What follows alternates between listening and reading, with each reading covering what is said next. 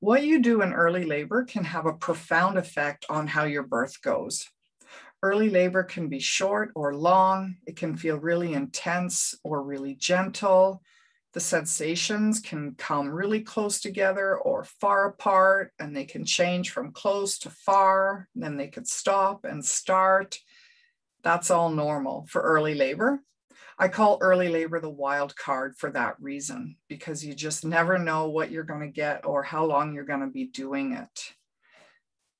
The most important thing you can do in early labor is pretend you're not in labor.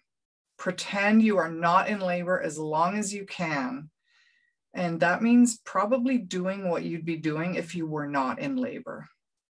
Another important thing is to keep it a secret. That's another topic. I made a video on that.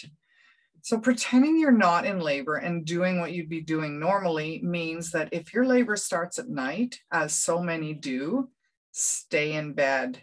You can never go back and sleep. Stay in bed, stay in the dark. If you can't stay in bed, maybe you have to get up and have a hot bath with candlelight or moonlight, or, sit in a different position on your couch in a way that you can nod off in between the sensations or the contractions, but stay in the dark. And the reason for this is because our hormones shift when we turn on the lights.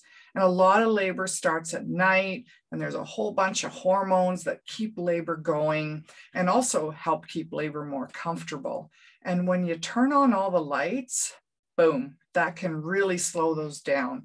And then what we get is a longer labor that's not productive. Maybe it's more uncomfortable. What I've seen a lot, and this is also what a lot of other experienced birth workers report, is that they see people who started labor at night and they got all excited and called their team and cranked on the lights and got up out of bed and decided, oh, this is the time to get all ready and we're in labor, we have to be active. No, you have to rest. And so then their hormones have just shifted, even though if they're not aware of that. And their labor is, not really progressing. Now we're going into the next day and into the next night, and they haven't, real active labor really hasn't kicked in. And by the next night, they're pretty tired. And so then they turn out the lights and go to bed. And what happens? Right? Then all those nice hormones build up again, and now they go into active labor. Going into active labor, going into birth, when you've been already up for most of a night or a whole night, is a completely different thing compared to going into active labor and going into birth after a good night's rest. Being awake for 2 nights is really hard, and it really changes how the birth will go. And of course, if your labor isn't progressing, you're more likely to have certain interventions. And if you're completely exhausted and labor's feeling really painful and difficult, then you're more likely to have a different set of interventions. So really downplay, pretend you're not in labor as long as you can. If it's daytime, then your main jobs will be eat, drink, make sure you're ready to go, and rest. If you can have a nap, have a nap.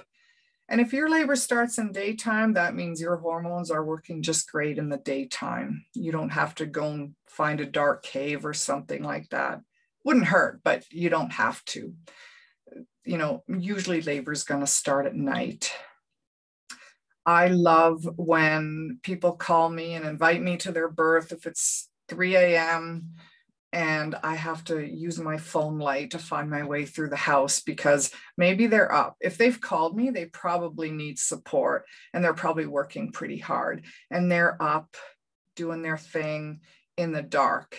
And, I love that because I know their labor is just going to keep going and pick up, and they're hopefully going to continue on to have a nice, efficient birth. So those are my tips for early labor and how you can use early labor to have a more efficient and a better birth experience.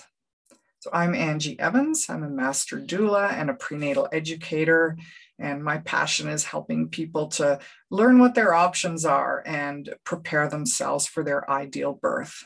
So thanks for watching.